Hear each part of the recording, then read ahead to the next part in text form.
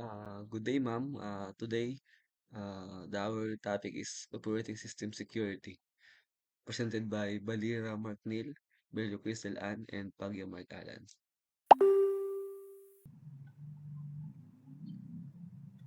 What is operating system?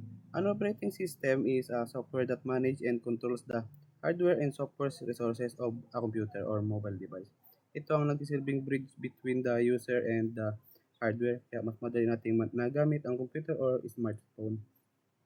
Ang OS ang para sa managing computer resources tulad ng CPU, computer, RAM, storage, and files. Sinisigurado nito ng bawat application ay nakakuha ng sapat na resources para gumana ng maayos at hindi magka-conflict sa ibang programs. It also performs important functions such as process management, memory management, and file management. Ibig sabihin nito ang nagmamanage ng mga running application, nag-allocate ng memory para sa bawat program, at nag-organize ng mga files na nakasave sa device. You can think of an operating system as the manager of the entire computer system katulad ng iba't ibang departments sa isang government organization, and ang OS ay may iba't ibang responsibilities para mapanatili organized at efficient ang buong system. Samples po dito ang Microsoft Windows, Linux, Mac OS, and Android and iOS. And next po,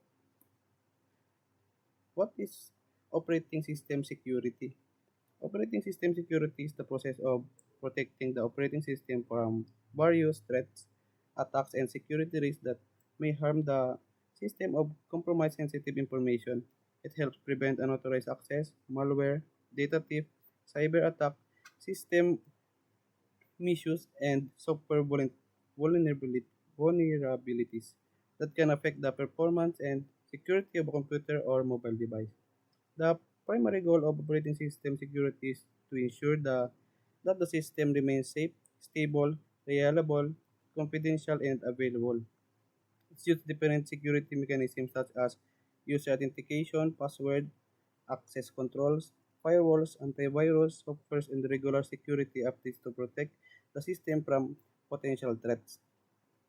And operating system security is responsible for protecting the operating system from different kind of threats and attacks. Ito yung tumutulong para maiwasan ng unauthorized access o pagpasok ng mga taong walang permission na gumagamit ng system.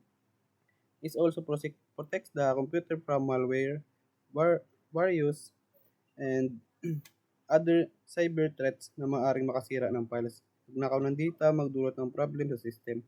Through security features such as password, antivirus software, and system updates, mas napanatiling secure ang computer at ang impormasyon sa user. In simple terms, ang operating system security acts the protection layer of the operating system. Ito yung nagbabantay sa system upang mapanatili, safe, stable, and reliable habang pinoprotektahan niya ang importanteng data laban sa mga possible security threats. And next po tayo sa importance of operating system security. Important siya because the operating system controls many critical parts of computer system, including files, programs, hardware, user accounts, memory, and network resources. Since the OS manages these important components, it becomes a primary target for attackers and cyber threats. If the OS is compromised, attackers may steal important data tulad ng personal information at passwords. System may crash o biglang hindi gumana ng maayos. Maaaring magdulot ng pagkawala ng files or interruption sa trabaho. Malware can be spread throughout the system at makahawa pa sa ibang device. In some case, internet network may be affected lalo na kung magkakonect ang maraming computer sa isang network. Next po is, ito po tayo sa C-Triad, the foundation of information security. The C-Triad is fundamental framework in information security that help organization protect sensitive information and maintain secure, reliable system. It is composed of three core principles. First po is confidentiality, integrity, and availability. Ano ba ito sa the confidentiality. Ensure the information is only accessible to authorized user. Its main goal is to prevent unauthorized people from viewing or accessing sensitive data. Example po dito is password, bank account details, and personal information should only accessible to unauthorized users. Gumagamit ng password encryption at access controls para maprotektahan yung data. Next po is integrity. Integrity ensures that information remains accurate, complete, and unaltered. It protects data from unauthorized modification or corruption. Example po dito is kapag may grade na nakasave sa school database, dapat hindi ito mababago ng ibang tao ng walang authorization. This helps maintain the accuracy and trustworthiness of information. And next po is availability. Availability ensures that information and systems resources are accessible whenever authorized user need them. The goal is to keep system running properly and minimize downtime. An example po nito is kapag kailangan mo mag-access ng website o database, kapag available ito at gumagana ng maayos, system maintenance backs up at security measure help ensure availability. And next po is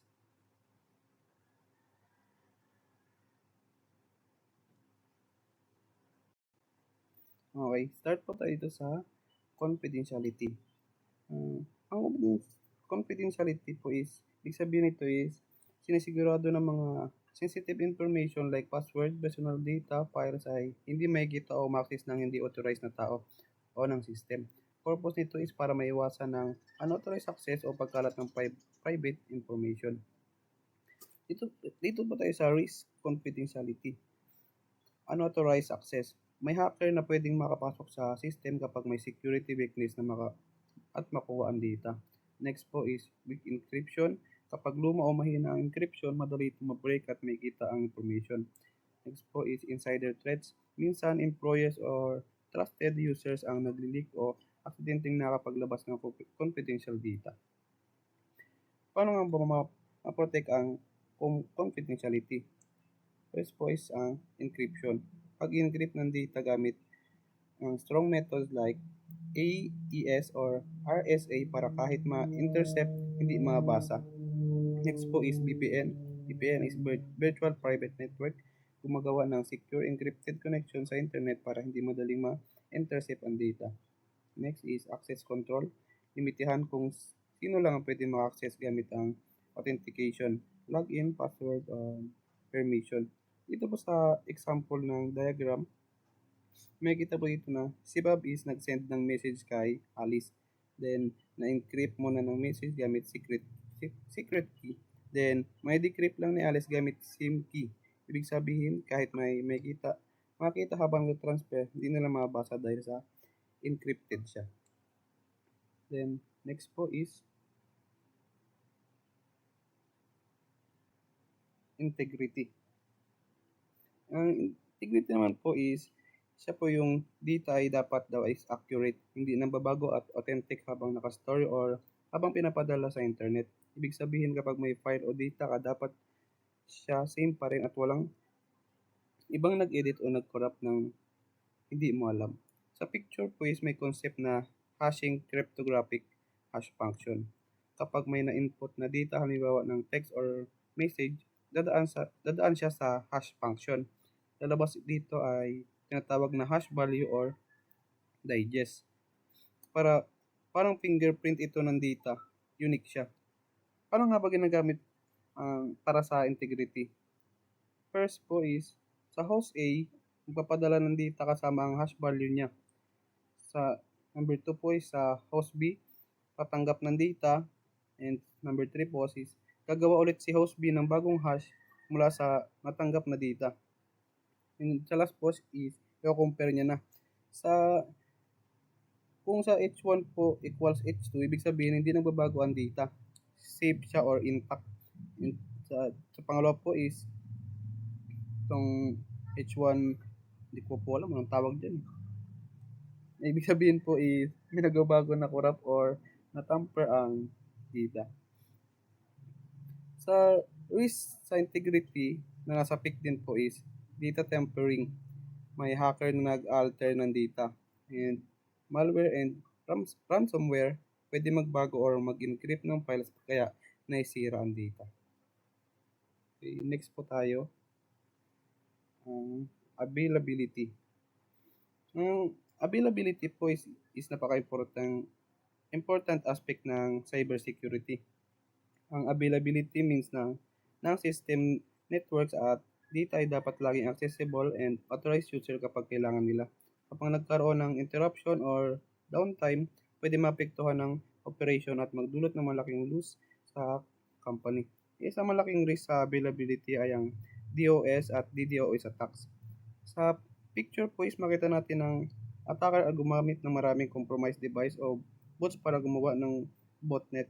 Ang botnet na ito ay sabay-sabay nagpapadala ng sobrang daming traffic sa target system kaya na-overload ito at hindi na makapagbigay ng service sa legitimate user. Ang effect nito is pwede magkaroon ng service disruption, downtime, at financial losses para sa business or organization. Para maiwasan ito, kailangan natin ng proper maintenance ng hardware, regular updates ng software and systems, paggamit ng failover systems para may backup kapag may pumalya, at pag-monitor ng network traffic para maiwasan ang bottlenecks at mapanatili ang smooth performance ng networks. And next po tayo sa models of operating system security.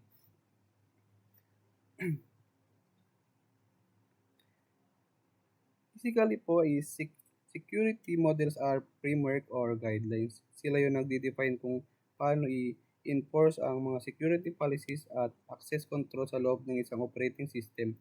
They are highly crucial because they determine three main things. Third po is who can access resources. Sino-sino lang ang pwede pumasok o gumamit ng system. Next is what action are allowed. Ano ang pwede at hindi pwedeng gawin ng isang entity na pag nasa loob na. And next, how data is protected. Kung paano siguraduhin na ligtas ang files at information mula sa authorized user or malware. Meron po tayo itong three basic components of security models.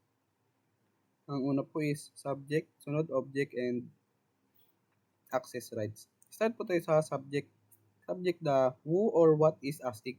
Ito yung entity na nagre-request ng access sa isang system resource. In short, sila yung gumagawa ng action. Sample po dito as user, process, running task sa background or a program. The next po is yung object. Ito po yung, kumbaga siya po yung target.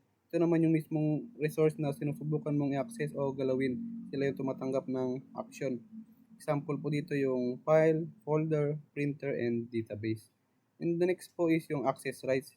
Siya po yung tinatawag na permissions. Ito yung set ng rule na kung anong klaseng level ng control ang binibigay sa subject para dun sa object. Then, think of it as the specific permission granted to user or programs. And example po dito is read. Pwede mo lang tignan o buksan.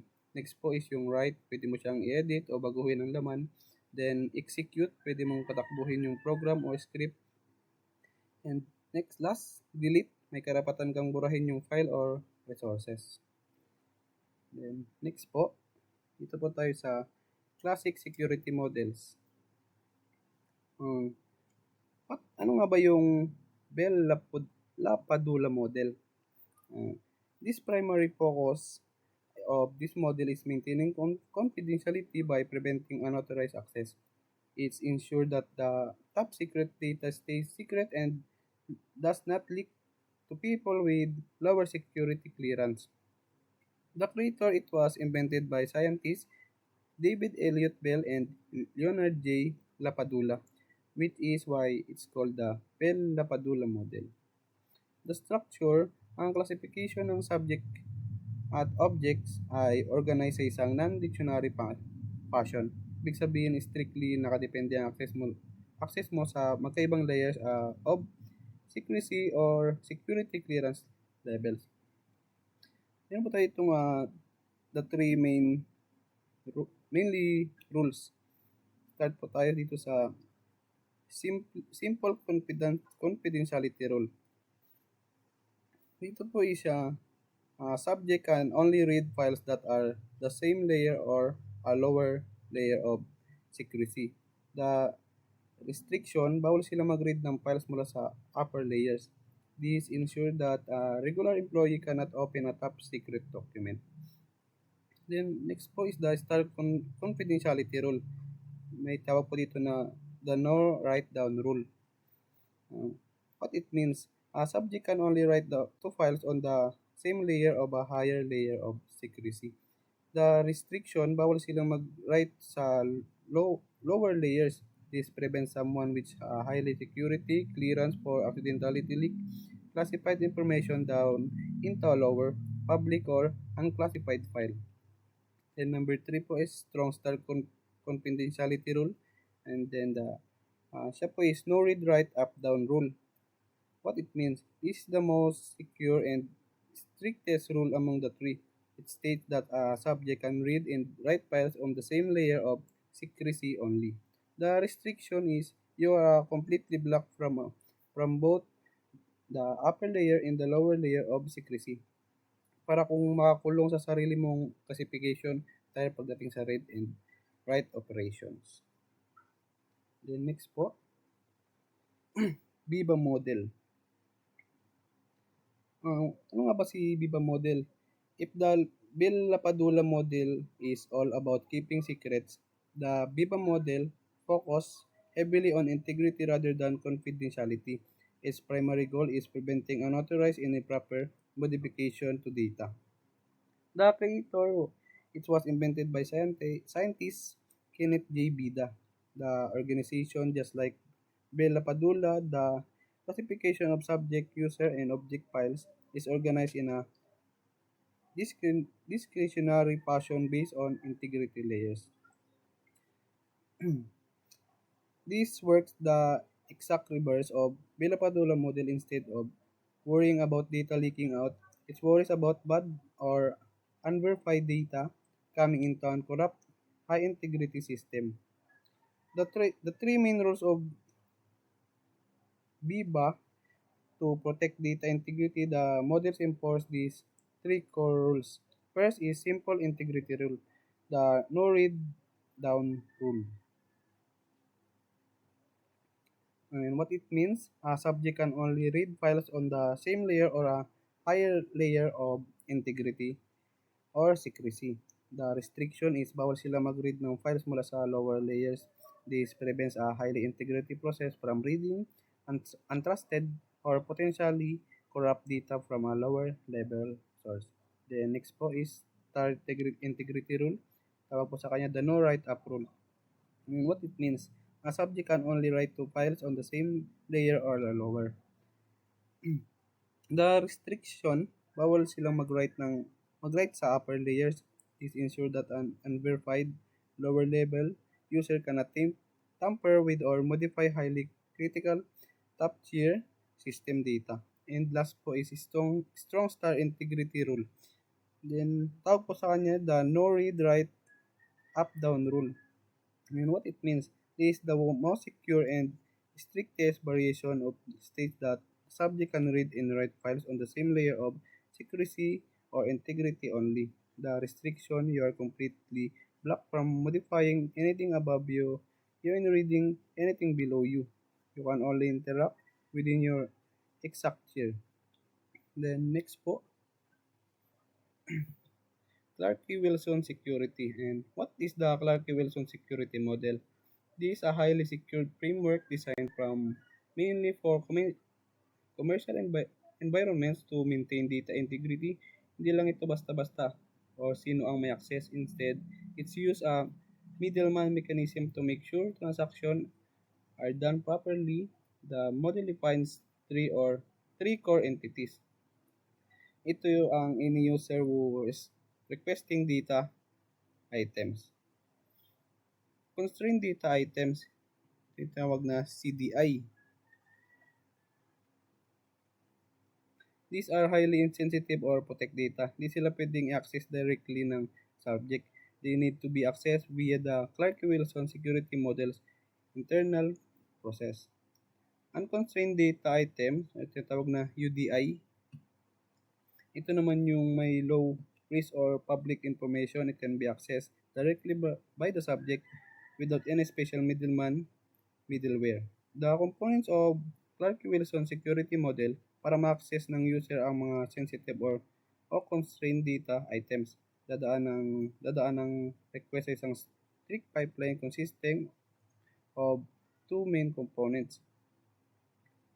Una po dito is transformation process. What it does, kapag nag-request ang subject na i-access ang constrained data items, ang transformation process ang hawak nito. And it act like a well-defined application function. I-process nito ang request, converts into specific permission, and then forwards into the next step, the integration verification process. Sila yung pumipigil sa direct modification. Yung pangalawa is integration verification process o IVP. Ito ang security checkpoint ng system. It will perform authentication and authorization. Then the outcome, tinitignan nito yung kung valid or legal ba yung ginagawang transaction ng subject. If that verification is successful, doon pa lang ibibigay sa subject ang access to highly protected and constrained data items. Yan lang po, ang next reporter po is Crisel Anbelio.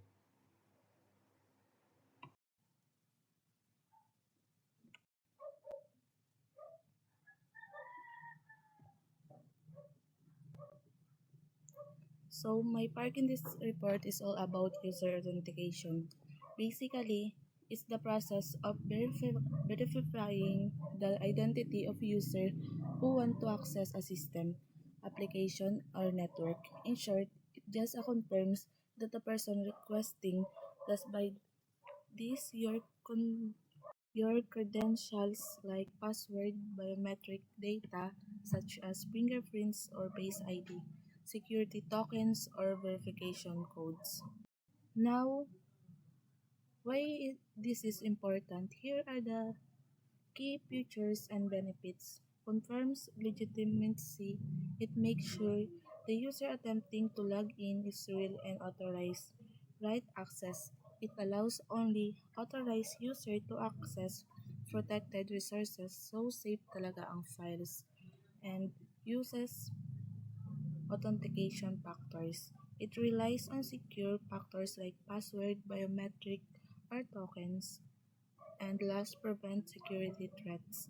It's a great way to prevent hacking, data, thief, and identity misuse. If you look at the diagram at the bottom of the slide, it shows the exact workflow. First, the user input their credential, for example, typing a password or scan a biometrics. Next, the system process it acts like a shield and check if your input match the data in the system. And the outcome is depending on the verification, you get two possible results on your screen. If the credentials are correct, you get a green check and you're allowed to enter the system. But if it's wrong, you get a red X, meaning you're blocked or deny access. Moving on to the next part, let's discuss the different types of authentication that we use to secure system. Password-based authentication. This is the most common one. It uses a username and password to verify users. It's very simple, pero the downside is that it quite vulnerable if the user has weak password.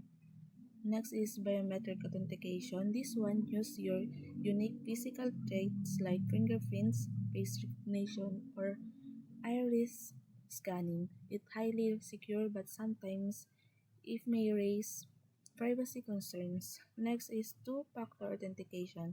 This requires exactly two verification methods before you can log in, with adds an extra layer of security.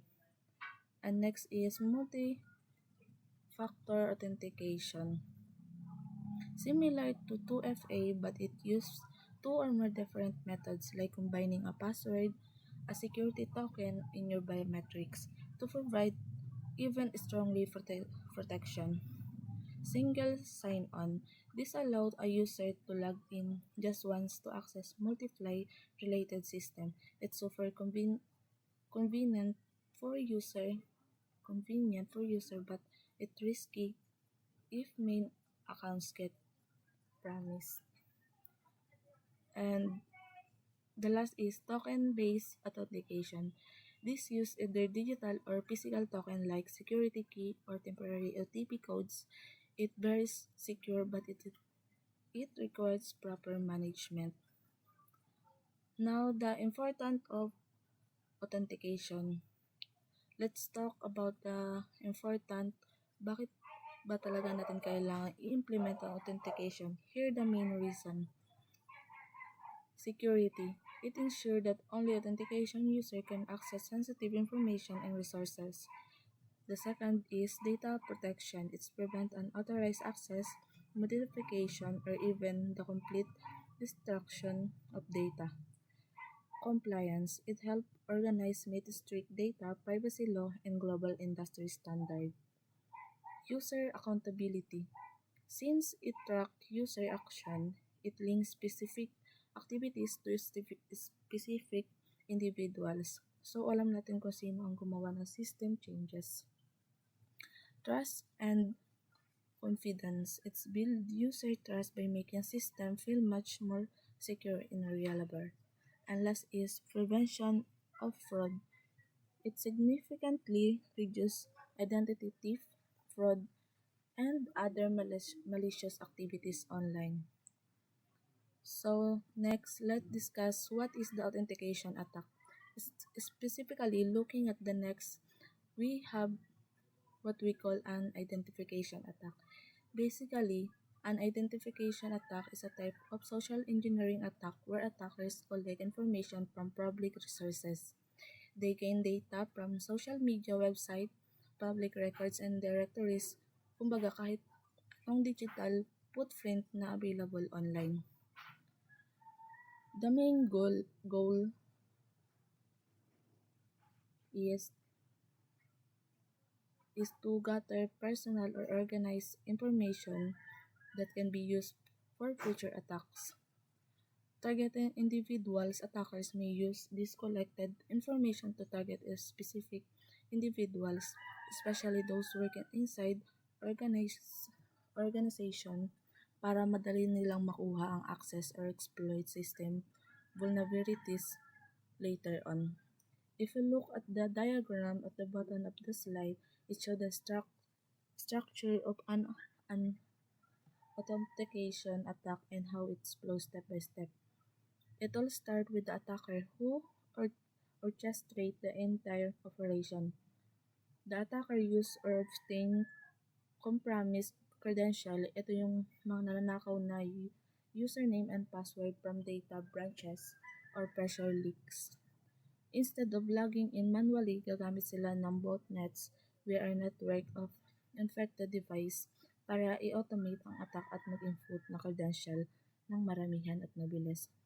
Finally, the botnets will flood and victim website of application attempting bypass the login page so the attacker can gain unauthorized entry. Now, let's discuss the first type of attack, which is the brute force attack. Basically, brute force is a method where attackers try all possible password combination until they find the right one. Ang pinagkaiba nito sa ibang attack is doesn't exploit software flaws or bugs. Instead, it relies on trial and error testing. Kumbaga, hulaan lang talaga ng paulit-ulit hanggang makuha nila. Here are the things we need to know about this attacker works. Use a word list. The attacker may use common word list, also known as the dictionary attack, or even full character set to guess the combination, speed, and power. Although the process can be quite slow, weak password can actually be cracked very quickly if the attacker is using powerful computer system. So kung madali lang yung password mo, it will only take seconds to crack. If you look at the diagram, It gives us a very clear illustration of how it works. We have the attacker running a program on the computer to crack the system. Look at the numbers. The system automatically tests combination by one starting from 001, 002 all the way up to 9998 to 9999 and so on. Susubukan nito lahat ng posibleng combination ng numbers, letters, or symbols. Once the program hits the correct combination, which is example is 123, the security shield breaks, meaning the password has been cracked and the attacker successfully gained unauthorized access. Moving on the next method, we have the dictionary attack. Basically, a dictionary attack is a password cracking method where an attacker uses a pre-made list of common password or words, which is called a dictionary. They systematically try these words against the target system, unlike a pure brute force attack na hula-hula lang ng random characters. This one use real words from an English dictionary or linked list of common use password and combined with common character placement like changing the letter E to the number 3. It can sometimes be very effective and fast. If you look at the diagram, it shows the step-by-step workflow of how it's done. First, the attacker prepare on download a dictionary file filled with common words and password. Next, they select their target. Ito yung password hash or yung specific login system na gusto nilang pasukin. Then, the automation programs kick in. Each word from the dictionary list is tested once by the against the target system. If a word from the list successfully matches the password, the process stops here because a match is found. The attacker succeed and the attacker successful gain unauthorized access to the account. If the list finish and no matches exist, it results in the failure case, meaning safe ang account kahit limited lang yung attacks sa mga salitang nandoon sa listahan nila. Next, let's talk about phishing. Basically, phishing is a cyber attack where attackers use fake messages or website to trick victim into giving away sensitive information. It literally works like standard phishing, kumbaga gumagamit sila ng bait or paint to lure targets into clicking harmful links or entering confidential data. Here are the key details about phishing. Their main goal is to steal sensitive info like your password, credit and card details, social security numbers, or date of birth. Impersonation attack usable impersonate trust brands or services para hindi ka maghinala. Delivery method. Most phishing actually happens through email and look completely genuine at the first place. They also use fake websites that mimic real ones, but if you look closely, they have highly suspicious URLs. And the next is keylogging. Here, here a method list in keylogging. This is actually a favorite tool for many hackers and script kiddies. To give us a bit of history, keylogging was first image back in year 1983. Around the time this utilization of the product was very uncommon, only top examination organization and SPIs could get their hands on it. But today things are changed. If now a typically element offered by most government operative application like the OneSpy, aside from malicious hacking, some individuals actually use it an opportunity to granted assurance and safety of their family's organization and the ones they care about the monitoring device activities. Next up, we have Shoulder surfing. Basically, a shoulder surfing attack explains a situation when the attackers can physically view your device screen for the password, typing keypad, or obtain personal information. Unlike other cyber attack na purely digital, this method requires the hacker to be physical close to the victims for the attack to succeed. Kung baka sinisilip na lang talaga nila over your shoulder habang nagla-login ka. It's more an invasion or privacy caused by noisy people or intruders with malicious intention. The next concept is credential stuffing. This is cyber attack where the attacker uses a list of credentials that are already publicly available, use, usually from past data branches. They take this leak username and password and they attempt to break into other systems using various types of custom bots and automation. They do this because people often reuse the same password across multiply websites. If you look at the diagram on the right, it shows the attacker combined credential stuffing with IP spoofing to prevent getting blocked by the system. Original IP. The attacker server has an original IP which 82.129.80.111. The problem, if the bot attempts to log in hundreds of times using this simple IP, mabablock agad sila ng security system of the website. To bypass the discuss or to nila yung system, the attackers mask their original identity and alternates between completely different IP address like the one list here 195.181.163.8 1889.187.185.185 and so on. Because the automated requests look they are com- coming from different location and different user, it successfully trick the system and allows the credential stuffing attack to keep going without getting blocked.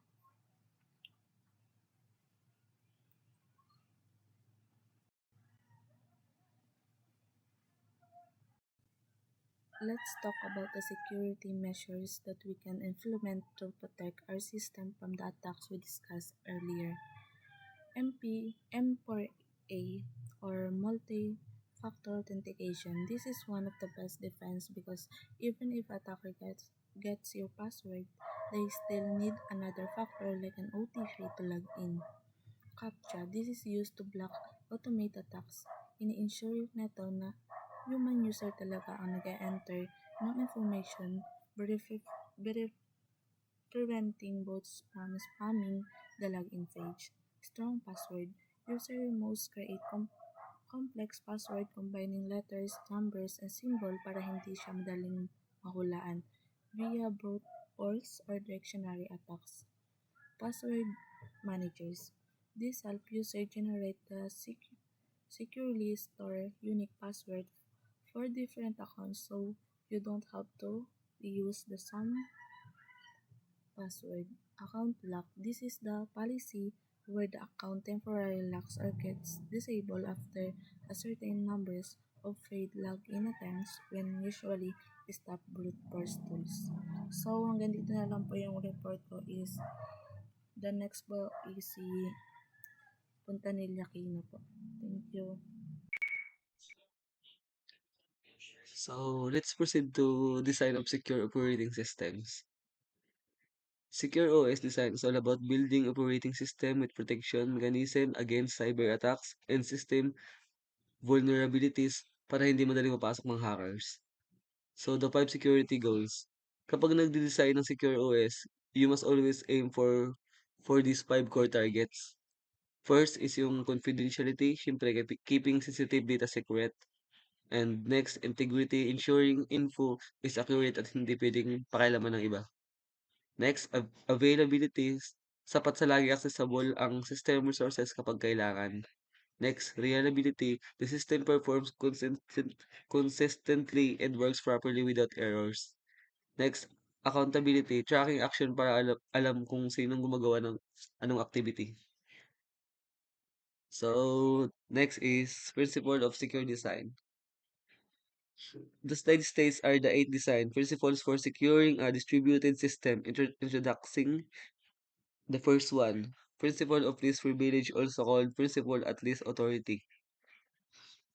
The main concept user should only be given the bare minimum permission necessary to perform their task.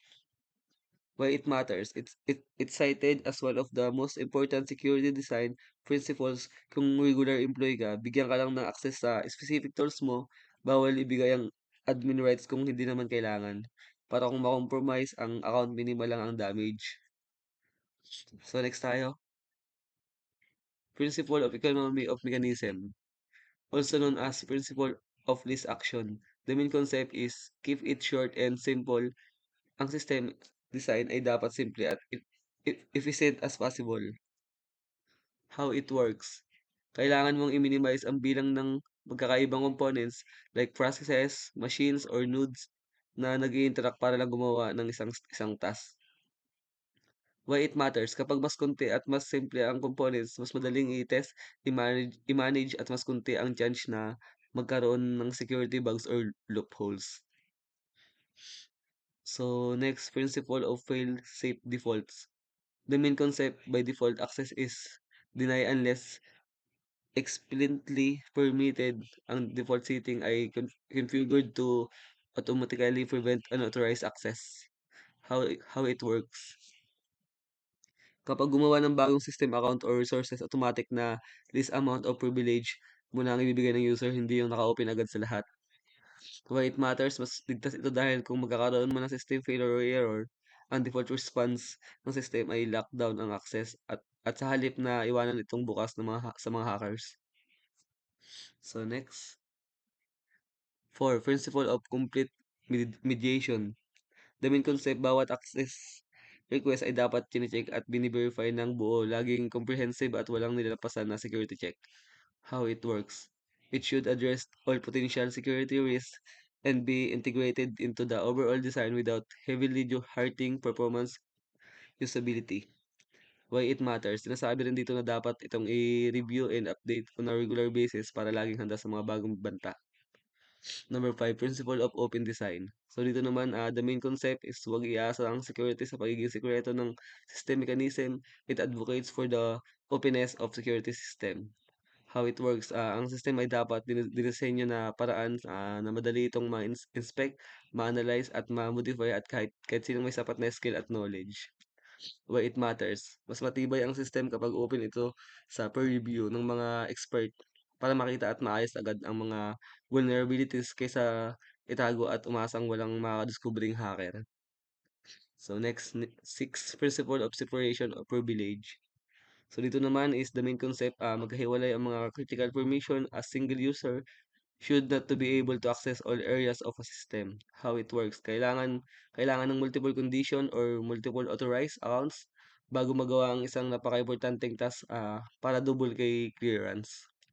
Why it matters. This protects a system from unauthorized access at pinipigilan ng mga user mula sa accidental o deliberate destruction ng mahalagang system resources. So next tayo. 7. Principle of least common mechanism. So dito naman is the main concept is i-minimize ang mga security mechanism o channels na pinaghahatian ng lahat ng user. So how it works. Resources and paths should be isolated kung maaari, so there is a minimum number of shared mechanism in the system. Why it matters, sobrang importante nito dahil binabawasan nito ang chance na ang isang security flow or error ng isang user ay magamit o maka-exploit sa iba pang user sa loob ng network. Next tayo, number 8, principle of psychological acceptability. So dito naman is the main concept is dapat madaling sundin at hindi hassle ang security para sa mga tao. It focuses on how willing user are to accept and comply with the rules. How it works, security measures must take into account psychological factors. Kung masyadong komplikado o mahirap ang isang security rule, Like changing 30 character password every day, hahanapan ng paraan ng tao para i-bypass ito. Why it matters? Kapag user-friendly at sensible and secure features, mas mataas ang chance na kusang susunod at makikipag-cooperate ang mga user para panatilihing ligtas ang buong system. So, next dito tayo sa operating system architecture security. Ito ay tumutukoy sa structural design at protection mechanism ng isang OS. Nilalagyan ng security layers ang mismong blueprint or arkitektura ng operating system para mas masiguradong ligtas ang hardware, support data at system resources. In simpler terms, disenyo ito para protektahan ang computer system. Unauthorized access, mga nakikisawsaw ng walang mga permiso, yung mga pasok ng pasok, ganun. Malware and viruses, mga nakakasirang software, data theft, 'pag nagnakaw ng impormasyon, system crashes, mga biglaang pagkasira o paghang ng system, privilege abuse, pag-aabuso sa admin rights, security vulnerabilities, sa mga kahinaan o loopholes sa system. So, pasok tayo sa kernel security. So dito naman, ang kernel ay isang pinaka-core o puso ng isang operating system. It acts as a bridge o tulay na nag-uugnay sa mga software application at sa mismong physical hardware ng computer. Key details about what it does and why its security is important.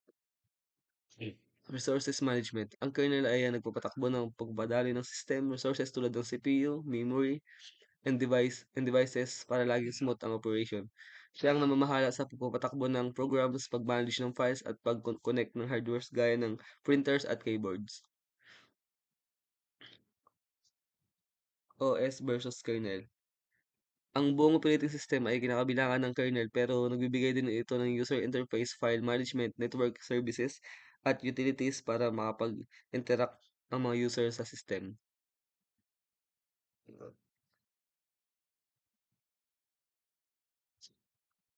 Communication is facilities sa pagitan ng hardware at user application. Multitasking, sinusigurado nito na efficient at secure ang pagmumultitask o sabay-sabay na paggawa ng system activities. Stability and security. It manage system stability at pinipigilan ang unauthorized resources access para hindi basta-basta magalaw ng malware ang mahalagang bahagi ng computer. So next tayo, memory protection. So ito ay isang security feature na pinipigilan ng isang program o process na makialam sa memory ng iba pang program nang walang pahintulot. It helps protect data, prevent system crashes, and ensure the system runs safely and securely. How it works based on the diagram. Kapag ang scheduler ay pumili ng proseso para patakbuhin, dadaan ito sa isang strict validation process. The hardware the hardware check, ang dispatcher ang naglo-load ng tamang value sa dalawang registers bilang bahagi ng context switch. Limit register. Nagtatakda kung gaano lang kalaki ang memory range na pwedeng gamitin ng proseso. Relocation register. Ito ay naglalaman ng base physical memory address kung saan nagsisimula ang proseso. The rule. Bawat address ng ginawa ng CPU logical address ay kailangang mas mababa kaysa sa limit register. So the outcome is kapag yes ay dadagdag ito sa relocation register para makuha ang tamang physical address sa totoong memory. Kapag no naman is magti-trigger ito ng isang trap addressing register error dahil sinusubukan itong lumampas sa kanyang boundary. So next tayo, process isolation. Ito ay isang security mechanism na naghihiwalay sa mga tumatakbong program. Mula sa isa't isa, binibigyan ng OS ang bawat proseso ng sarili nitong restricted memory space para siguraduhin na bawal mag-read, modify o makialam ang isang process sa memory at resources ng iba unless speak ah, explicitly permitted. Virtual memory addresses translation, the diagram. Gaya ng nakikita sa image, ang mga magkakaibang apps gaya ng Chrome, Twitter, and WhatsApp ay may kanilang process at hiniwalay sa virtual addresses. Dadaan ito sa kanilang page table bago i-translate papunta sa actual physical addresses sa loob ng main memory. Dahil magkakaiwalay ang kanilang daan at page frames, hindi sila pwedeng mag-overlap or mahimasok sa space ng isa't isa. Why it matters. security, pinipigilan nito ang malware o compromise application mula sa pag-escalate ng privilege o pag-leak ng sensitive data sa buong system. Stabi Stability, sinigurado nito na kapag nag-crash ang isang simple process, app o web browser tab, mananatiling isolated ang failure. Ibig sabihin hindi madadamay at hindi babagsak ang buong operating system.